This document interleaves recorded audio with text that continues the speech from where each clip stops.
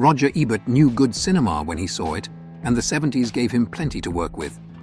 From gritty crime dramas to sci-fi mindbenders, this decade was a wild ride for film.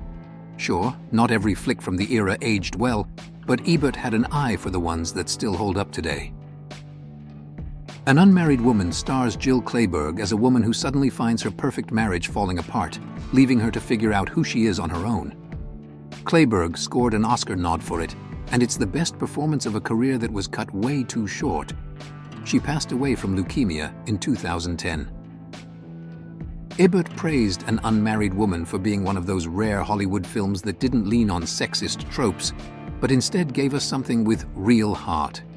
The film earned 3 Academy Award nominations, including Best Picture.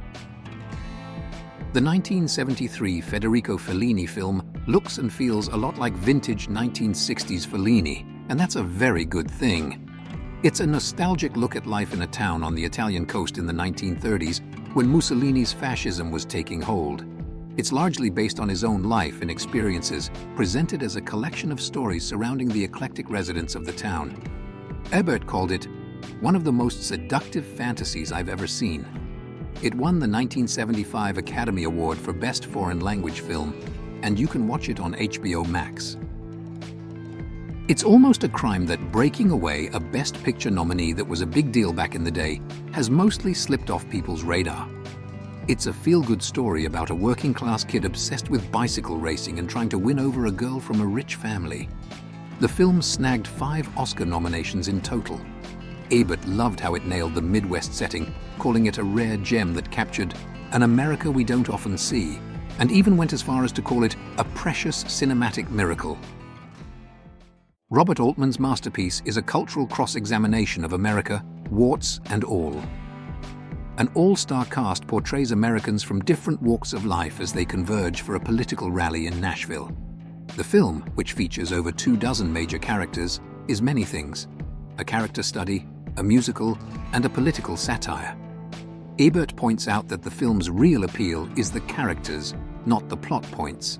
It is a wicked satire of American smarminess, he wrote in his review. The film was nominated for 5 Oscars, including Best Picture. In Days of Heaven, Richard Gere and Brooke Adams are 2 lovers who scheme to take the land of a dying farmer, Sam Shepard, only to have their plan backfire. Adams' Abby marries the farmer, waiting for him to die and take the farm, while Gere's Bill, pretending to be her brother, works as a farmhand, although the farmer begins to suspect the truth. Terrence Malick created what Ebert called one of the most beautiful films ever made, adding that Malick's purpose is not to tell a story of melodrama, but one of loss. Ebert points out that The Deer Hunter is not an anti-war film, but it is very much a pro-war film.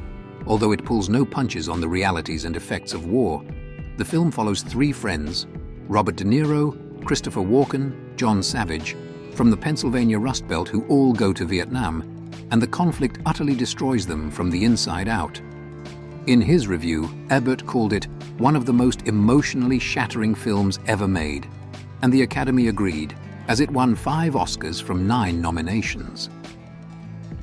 Heart of Glass is set in a small German village in the early 1800s, where the death of the town's master glassmaker has left everyone panicking.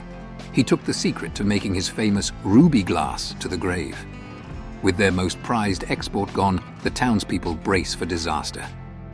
It's a strange, introspective film with a surprising dash of humor. Ebert advised watching Heart of Glass like a piece of music. It's more about how it makes you feel than what it makes you think.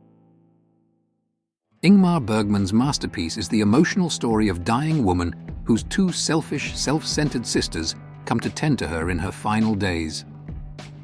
As her condition worsens, past resentments between the sisters rise to the surface, and the woman's only solace comes from a caring maid. Ebert said in his review that Bergman never made another film this painful.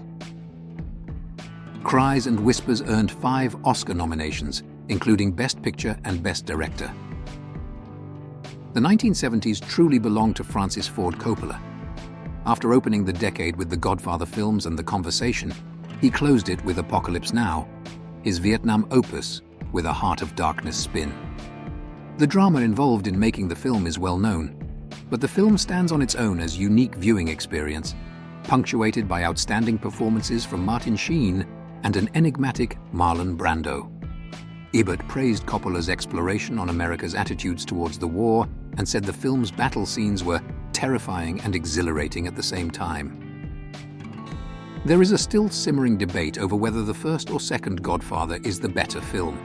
It really should be a moot point, as even director Francis Ford Coppola considers the two films a singular work.